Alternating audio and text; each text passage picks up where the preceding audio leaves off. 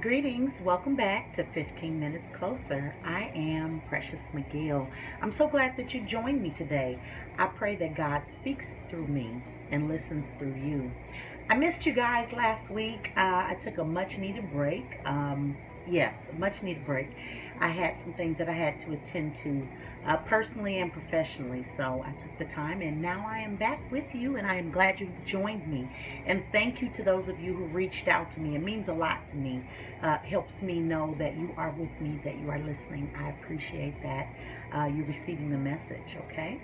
And as with the other shows, I'm going to start off today with gratitude. What a great way to ground our energy of this 15 minutes and also lead by example by giving thanks, just simply giving thanks. Today, I want to give particular thanks for my family. I am truly blessed. I'm so thankful for my mother and my father, that they have good health, that they're thriving, my siblings, that they're doing well.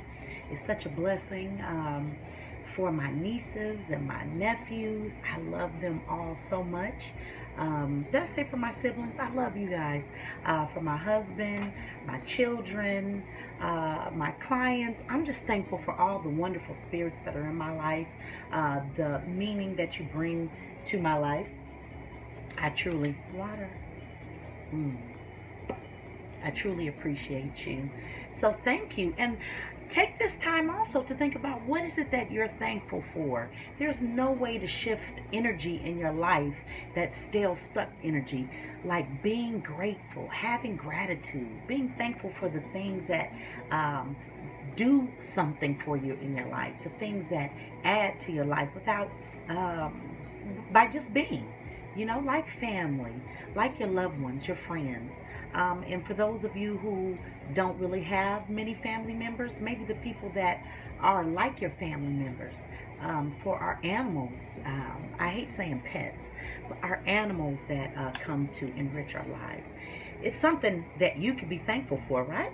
So let's be thankful, okay? Well, the message I'm going to talk to you today is also what has caused me to not film last week. The topic today is shadows, okay? Shadows come when the light turns on. Well, let's talk about that for a minute. The dictionary defines shadows as a dark area or a shape produced by a body coming between rays of light and a surface. Okay, but the fact of the matter is that shadows are not the absence of light. They're difference in light, okay? You cannot have a shadow where there is no light. The light is God, all right? The beneficent energy, God. The omniscient presence, God. That is the light. God is the light.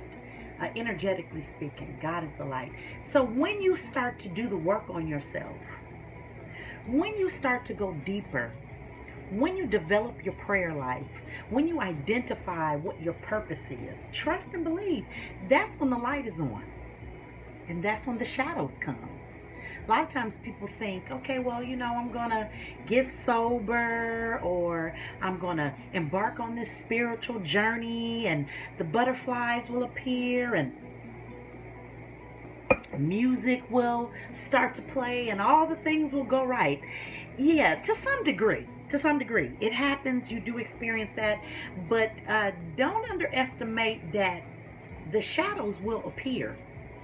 The shadows are the illuminating of things that are already there in your environment that you're just not aware of. Okay? I had, in the clients that I saw the previous week, and some of this week, but mainly the previous week, I saw a number of people, okay?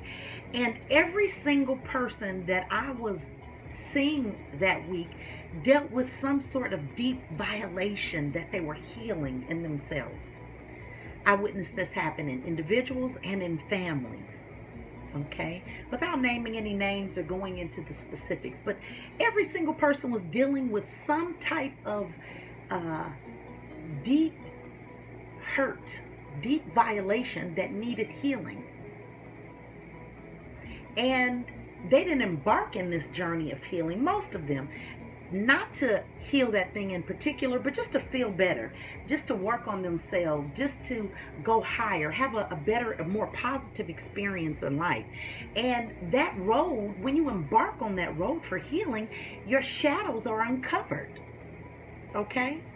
It's like if you're in a room and everything is dark, you can bump into things. You don't know why you got that bruise. You didn't see what you bumped into. But when you turn that light on, not only do you see what you bump into, you can avoid the things that can cause you pain. You can navigate better. But you absolutely see the things that you were bumping into in the dark, so to speak. There is no spot where God is not. Let me say that. So even when you're in the so-called darkness or an unpleasant place, which I don't like using that word dark. That's why you see this coming over my face, because to me, dark is a beautiful thing, okay?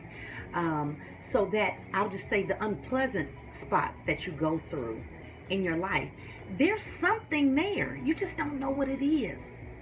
A lot of times I hear people say, why me, Lord? What is it? What is it that I'm coming up against that is hurting me? They're blind to it. When you turn the light on, you see specifically what it is. And if you're wise enough to do the work, you can hear what God is telling you about what it is you need to do inside of yourself, the healing that has to occur inside of self. Okay? Inside of self. There's a Maori, like the Maori tribe, Asian Pacific Islanders, Maori proverb that says, turn your face toward the sun and the shadow will fall behind you. You have to turn your face toward the sun, the light, God. You have to turn your face toward it, meaning your focus. You have to focus in on what it is that God is sharing with you if you want that shadow to fall behind you. Okay? All right, Spirit, I hear you. You have to turn your face toward the sun in order for the shadow to fall behind you. Don't get focused on the shadow. The shadow is there. You want to heal it. But by virtue of focusing on God, the beneficent, the almighty, the one, by focusing on God, that's how you heal the shadows that come in your life. Why am I talking about this with you guys today? This is important for me to talk to you guys about because it is a sign that you are doing something right. A lot of times people get dismayed by the shadow, like, why me? I don't want to have to deal with this, or can't we deal with something easy? Can't we just say motivations and work on something positive? Yeah, we could do that and stay focused on God. What is God saying to you? Yeah, I can give you a message and all that, but it doesn't bypass your responsibility for focusing in on what God is saying to you in any given moment, in every moment. Okay? So I mentioned earlier that people confuse the shadow with darkness. The shadow is not the darkness. The shadow appears when you come out of darkness. That's why I say look for it as a sign. When your shadows come up, when the muck, when the mire comes up, when the people who have been harboring resentment against you for years, you had no clue. You start working on your life and all of a sudden it's like, I thought you were the only person that was down for me in my life.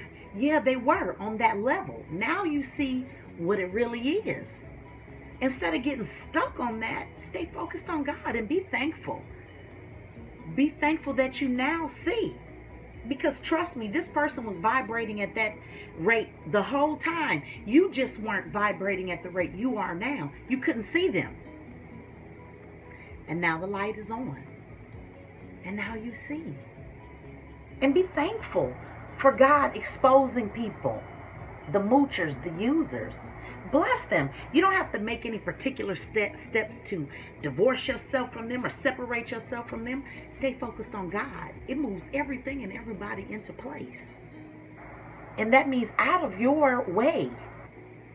And you will have to get out of your own way too. God will reveal the shadows that dwell in you first. Be listening. Pay attention. Okay? And the shadow is not a negative thing, people. Remember, in the Bible, the shadow of the Almighty is a place of refuge.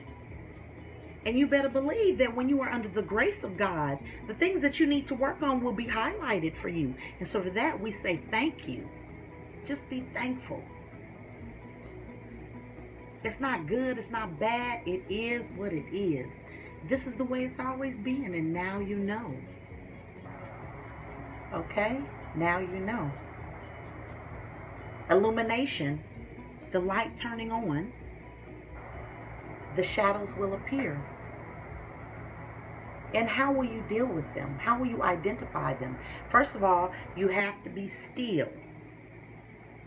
Don't be so thrown off that what's being revealed to you. Even though it may hurt you, don't give in to that hurt. Work with it. Ask God to show you why. Why are you just now seeing? Usually the answer is because you're doing your work. Okay? When you're in a place of comfort, comfort feels good. Just the word comfort. Like snuggly soft. You know, it evokes those kind of images. Comfort. But when life is too comfortable, something's going on. Movement. There needs to be movement in your life if you want to elevate. Now, if you're comfortable having one apple every day, one banana every day, spaghetti every Wednesday, and that's it, that's all, well, that is your path. That is your road. For those of us that want to go deeper, do the work, and take it higher, it's movement in that thing. There's movement suggested in the process of healing. So go ahead, keep digging deep, people. Keep healing yourselves. God wants that for you. God doesn't intend for us to walk around suffering, hurting, and in pain. And sometimes we find a place that's just comfortable enough so that we don't have to deal or heal. Because healing means dealing, all right? Healing means dealing. Be willing to work on yourself. Be willing to admit the areas that you were wrong, that you need to work on yourself. Be willing to see the people that you love in their humanness, that they make mistakes, that they're fallible creatures, and God made them that way on purpose.